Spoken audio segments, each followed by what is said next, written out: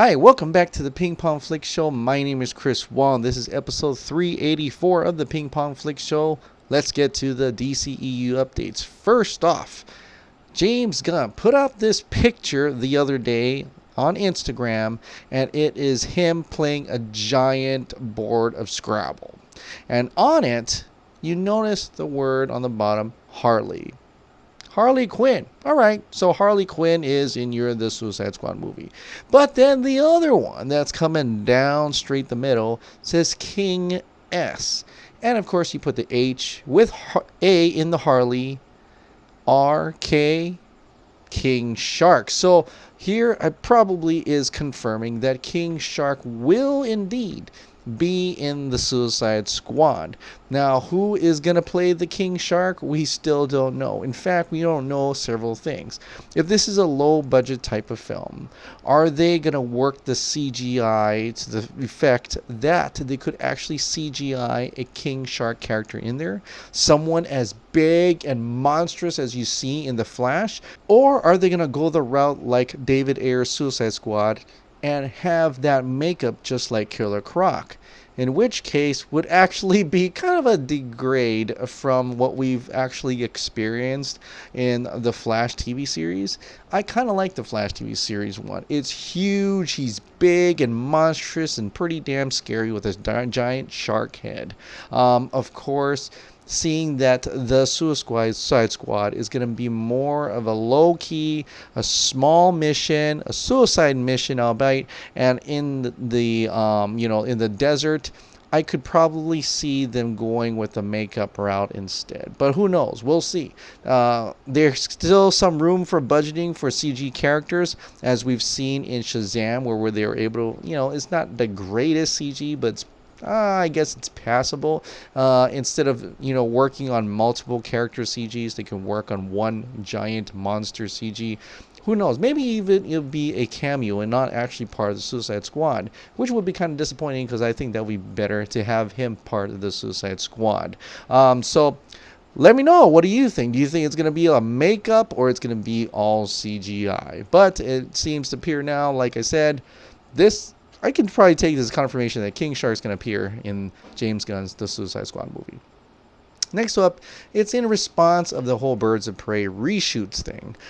This is an article from The Hollywood Reporter, and it kind of just clarifies Birds of Prey reshoots a little bit on also understanding fans like ourselves' concern in the term reshoots, especially from the studio like Warner Brothers, right? I mean, Suicide Squad, Justice League. I mean, come on. I mean, the Warner Brothers it's got that reputation so far. So, on this little heat vision, Birds of Prey reshoots and a filmmaker's vision by Richard Newby. John Wick director Chad Stahelski will design new action sequences for Cathy Yan's film, and his experience suggests he will be supporting her narrative, not meddling with it. The Birds of Prey are cranking up the action. Last week, The Hollywood Reporter learned that Cathy Yan's upcoming DC Comics adaptation, Birds of Prey and the Fantabulous Emancipation of One Harley Quinn, will receive some backup from John Wick trilogy director Chad Stahelski. Stahelski's stunt company 8711 has been working on the film since production began. As additional photography gets underway, the stunt coordinator and filmmaker will be joining the crew in an uncredited role as second unit director to craft more action scenes for the film. While fans have been waiting for the first trailer to finally see Harley Quinn as played by Margot Robbie, Huntress played by Mary Elizabeth Winstead, Black Canary played by Journey Smollett-Bell, Renee Montoya played by Rosie Perez, and Cassandra Cain played by Ella J. Basco in action, the long wait for footage may be because Warner Brothers wants to showcase the film's stylish action set pieces in order to make a strong first impression. While there's been some reservations expressed on social media, an uptick in fight scenes for an R-rated street-level superhero movie can only be a good thing. Of course, news of reshoots are often met with concern, despite them being a standard part of most major studio productions.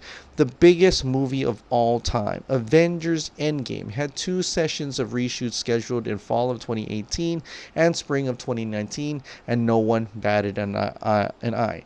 No doubt, some level of that reshoot concern stems from how Warner Brothers handled Suicide Squad and Justice League, resulting in very different final cuts than what were initially marketed. But things have changed at Warner Brothers since then, and studio restructuring has led to some transitions of power that are promising to avoid the missteps of before. We shall see. While there is perhaps some amount of trust yet to be earned from the studio when it comes to their DC properties, that is, if the successful directorial visions of Aquaman and Shazam weren't enough, Birds of Prey appears to be in safe and capable hands. The brief teaser video announcing the start of Birds of Prey's production earlier this year showed off Yan's style for the film and some of the cosmetic choices for the characters. The pop-punk aesthetic with a splash of neon isn't too far off from the look of the John Wick films. That's true. While it's hard to know exactly what Yan's style and voice is, her first feature, the Sundance-winning Dead Pigs, has yet to receive a domestic release. There's little doubt that Stileski's additional photography will still result in a cohesive-looking film. What's key to assuaging some of the fans' fears associated with reshoots and with this film in particular is that a second-unit director is exactly what that title suggests, and is not a hired gun sent in to redo or reshoot Yan's film. We don't have another Justice League Joss Whedon situation on our hands here, which seems to be the main concern on social media. Stileski has a long history of working as a second-unit director on films that include Captain America: Civil War, The Hunger Games, and Sherlock Holmes: A Game of Shadows. And as the most recent John Wick film, Parabellum, which arguably showcases Stileski's best work so far. It's true, he's a visionary when it comes to constructing complicated and consistently engaging action sequences that don't spare a drop of blood. It's not uncommon with these superhero movies for a director who has never focused on action scenes before to need a little help punching up certain beats. Even Christopher Nolan, as extraordinary of a director as he's proven to be, displayed some struggle with the quicker paced fight scenes in Batman Begins. But with Birds of Prey 15 years removed from Warner's renewed interest in DC Comics, audience expectations in terms of what they expect and want to see when it comes to comic book adaptations are loftier than ever. There's a dearth of superhero combat, and regardless of how interesting the characters are, there's a desire to leave audiences satisfied with seeing comic book style action brought to life. Stileski's inclusion practically guarantees Birds of Prey will showcase things we've never seen before. John Wick killed a man with a book this very year. I can only imagine what the Birds of Prey will accomplish when left to their own devices. And I'm going to have to agree here.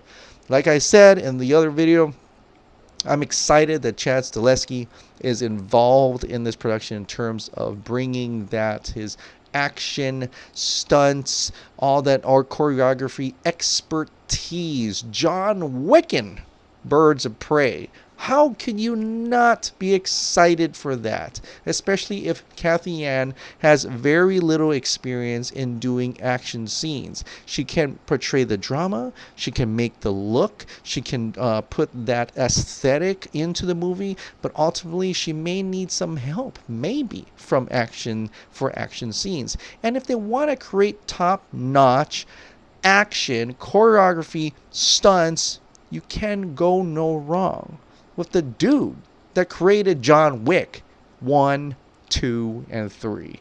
Come on.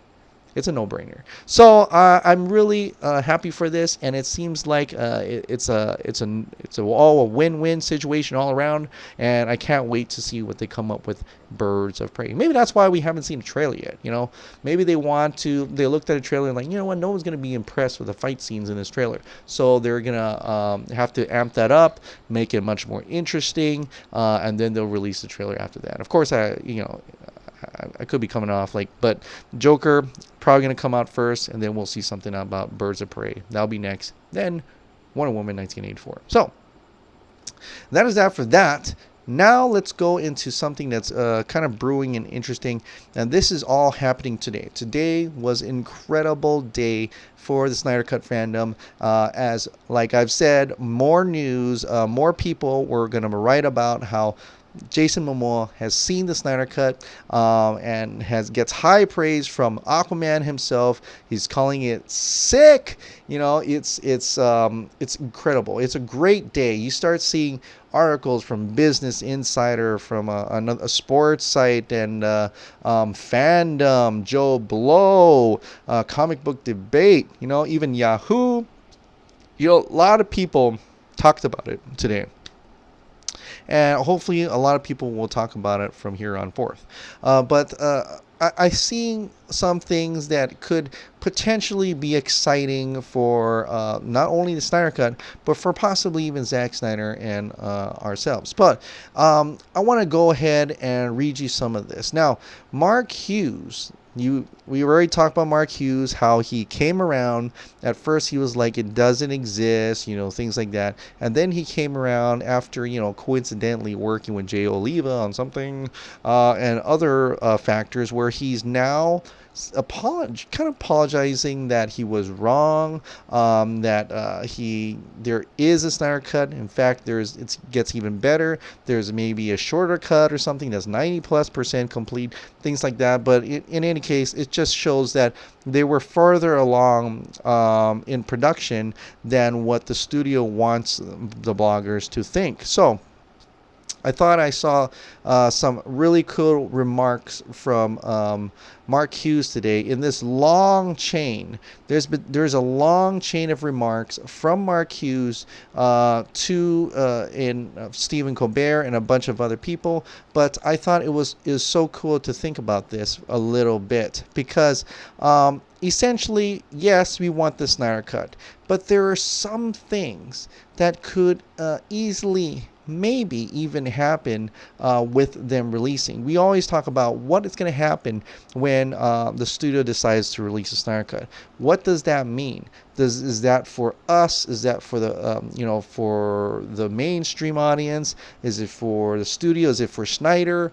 What can be benefit from this release? And so he put out a few comments today, and seemingly very confident comments. He said that he'd bet good money that the Snyder Cut is one of the offerings on the upcoming AT&T Warner Brothers streaming service, HBO Max. Now, that is again, he said that before, he suggested it, but now he's betting on it, so that could only be a good thing, right? So someone asked him, Ron Diesel asked him, you think they're going to one day put it on a streaming service like HBO Max and not release it on Blu-ray? Mark Hughes replies, I don't know. I just think with HBO Max launching its value-added element to attract additional attention and subscribers, an olive branch to fans, and a way to earn extra goodwill with fans and with Snyder's, whom the studio probably will want to work with again for new studio leadership. That, to me, spells a great sign for future movies involving Zack Snyder within Warner Brothers, maybe even in DC. So that is a great thing. So that olive branch, I keep seeing that today. In fact, that's why I'm calling it, because another fan said the same thing, extending an olive branch. Louis Centeno had made a video today, and he also said olive branch. I don't know if he got it from here, but that I've been seeing that pop up lately. And you're like, what? For the people who don't know, look up olive branch. What does that mean? Olive branch means it's kind of a reconciliation. It's a kind of just appeasing something, a wrongdoing, and they want to give something back to get their favor back. It's the studio extending that olive branch to the Snyders. Hey, let's work together. We're a new leadership now. We've got better higher ups. We understand the process better. We want to work with creative artists such as yourselves, and let's work together. And in a way of good faith, a little bit of good faith. Let's do this for you. We are willing to release your Snyder cut of Justice League to show that good faith, to show that extra goodwill to you, your fans, and to the rest of the world that we are a director-driven studios. We made a mistake. And now, you're going to be like, oh, they're going to come out and apologize. I don't think that's going to happen in a way that's going to be, of course, the topics that are going to come out, the reports are going to be more politically stated, like, oh, we found a way to work with Zack Snyder, or we have a new project with Zack Snyder, and we decided to release this another different alternative cut that Zack Snyder had put out, things like that, and it's only exclusively right now on HBO Max. Of course, they'll probably release on a Blu-ray later on, don't worry. But I am excited for this because it shows in a way the possibilities of what could happen. Now, I know you're saying, like, stop talking about the HBO Max, Chris. Stop talking about HBO Max. It's not available in this country and this country. Understand, I totally get it. I'm just going off what Mark Hughes is suggesting. Mark Hughes, who is a little bit of an inside, and it's seemingly kind of almost hinting that he knows what's going to happen. That's where what I'm focusing on. Now, it could come out in theaters. It could come out on Blu-ray. It could come out anywhere, any way it wants. It could even leak out for all I know or care. But if it was up to me, hell yes, to a theater. I'm going to go in an IMAX screen. I'm going to get a giant big bag of popcorn. I'm going to put all that butter on top. I'm going to get a giant soda and drink it in the hour and a half mark of the movie, so I don't have to use the bathroom. And I'm just going to watch it. I'm going to stare, and I'm going to stick in my seat. I'm going to be blown away because the Snyder Cut is sick. And that's what my dream release would be like. But if it comes out on HBO Max, I'm going to go subscribe and I'm going to watch it. So that's how it's going to happen. And I'm just going to get, my own. I'm just going to buy some popcorn and pop my own popcorn. But anyway, I am just excited. And in kind of a way, this whole Jason Momoa saying the Snyder Cut, he saw it and stuff like that, saying that he can't act, he can't lie anymore. The Snyder Cut is sick. It's a weird slap in the face to the studios. It's almost like, I know you guys want me to lie about this. I know there's an NDA. I'm not supposed to talk about this, but F you all. I'm going to talk about this because Zack Snyder is my friend and I am loyal to him and he made me the way I am today. He deserves to show the world what he can do with Justice League, and that's the Justice League, the Snyder Cut, baby. So I am so excited. I am so pumped up, and I think we're going in the right direction, and I think it's definitely going to come out. So that's how I see it, and that's how I feel. All right, guys. Well, that is it for tonight. Thank you so much for subscribing. Thank you so much for watching. I'll see you next time.